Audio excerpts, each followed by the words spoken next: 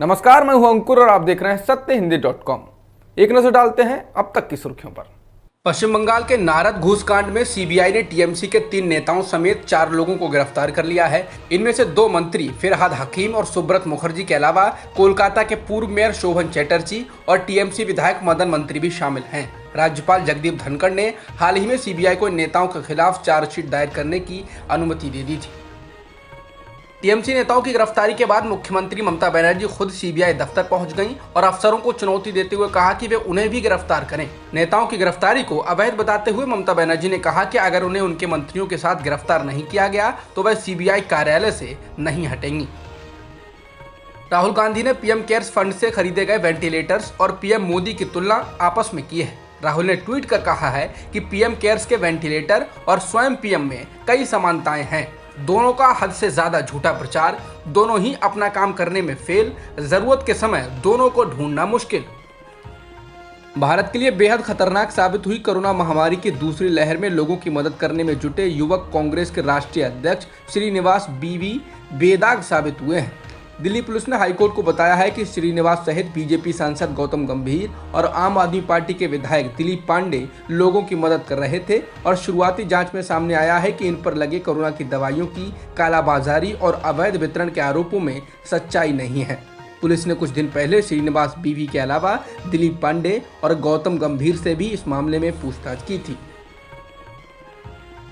Vaccine निर्यात को लेकर विपक्षी पार्टी के नेता मोदी सरकार पर हमलावर हैं। इस बीच पूर्व केंद्रीय मंत्री और टीएमसी नेता यशवंत सिन्हा ने एक वीडियो क्लिप ट्वीट किया है जिसमें भारत के प्रतिनिधि संयुक्त राष्ट्र में कोरोना वैक्सीन के निर्यात को लेकर बोल रहे हैं। इस क्लिप में भारतीय प्रतिनिधि कहते हैं कि यहां तक कि भारत ने अपने लोगों को जितनी वैक्सीन लगाई है उससे अधिक विश्व के देशों को भेजी है। इस क्लिप को ट्वीट करते हुए सिन्हा ने लिखा है कि 10 सेकंड का ये वीडियो मोदी को बेनकाब करता है। भारत के प्रतिनिधि संयुक्त राष्ट्र में कह रहे हैं कि हमने अपनों से अधिक वैक्सीन दूसरे देशों को भेजी है।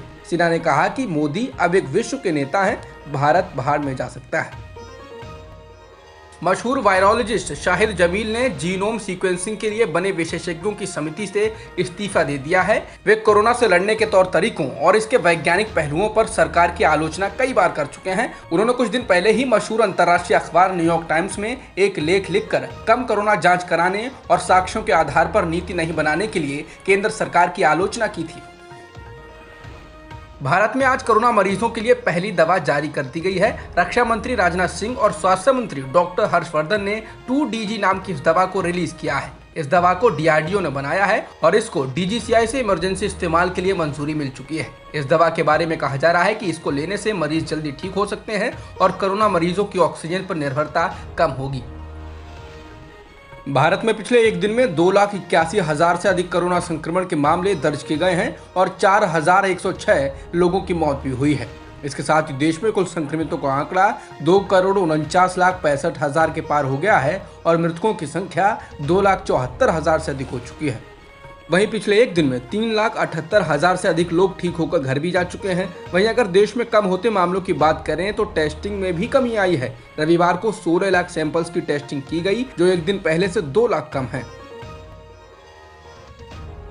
पिछले एक दिन में सर्वाधिक कोरोना के मामले दर्ज करने वाले शीर्ष के 5 राज्य हैं महाराष्ट्र, तमिलनाडु, कर्नाटक, केरल और आंध्र प्रदेश। महाराष्ट्र में एक दिन में 34,000 से अधिक मामले आए, तमिलनाडु में 33,000 से अधिक आए, कर्नाटक में 31,000 से अधिक, केरल में 29,000 से ज्यादा तो आंध्र प्रदेश में 24,000 से अधिक कोरोना संक्रमण के मामले दर्ज किए गए। व्हाट्सएप ने दिल्ली हाईकोर्ट में कहा है कि उसने अपनी नई प्राइवेसी पॉलिसी को स्वीकार करने के लिए यूजर्स के लिए 15 मई की समय सीमा को टाला नहीं है। व्हाट्सएप ने अपने वकील कपिल सिब्बल के जरिए कहा कि वो उपभोक्ताओं से प्राइवेसी पॉलिसी स्वीकार करने के लिए लगातार कह रहा है और अगर वो नहीं करते हैं तो धीरे धीरे उनका अकाउंट डिलीट कर दिया जाएगा।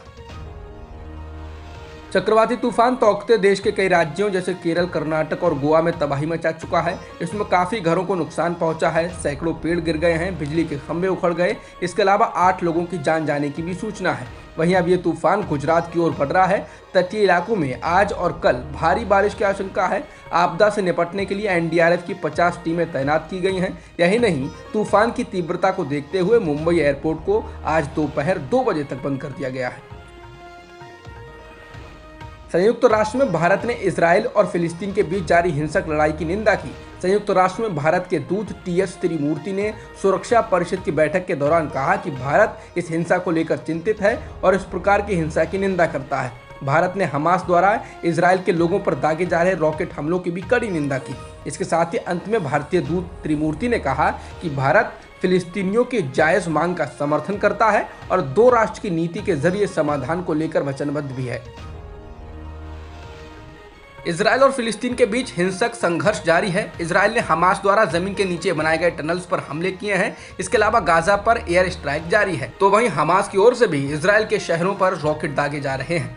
रॉयटर्स के मुताबिक रविवार को इजराइल के हमले में 42 फिलिस्तीनी लोगों की जान चली गई, जिसके बाद अभी तक कुल 197 फिलिस्तीनी लोगों की मौत हो चुकी है, जिसमें 58 बच्चे हैं और 34 महिलाएं शामिल हैं। 10 लोग इजराइल की ओर से भी मारे गए हैं, इनमें 2 बच्चे शामिल हैं। अब तक की खबरों में इतना ही। बाकी खबरों के लिए बने रहिए सत्यहिंदी.com के साथ। सत्य हिंदी का ऐप डाउनलोड करें गूगल प्ले स्टोर पर।